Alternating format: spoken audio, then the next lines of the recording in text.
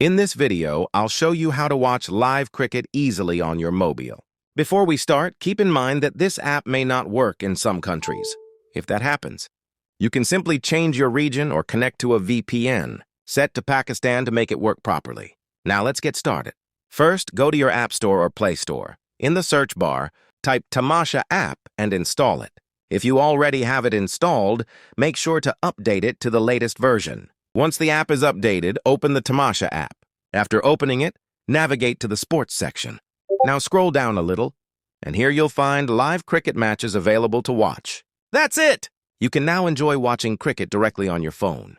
If you found this helpful, don't forget to like and subscribe for more videos like this. Thanks for watching, and I'll see you in the next video.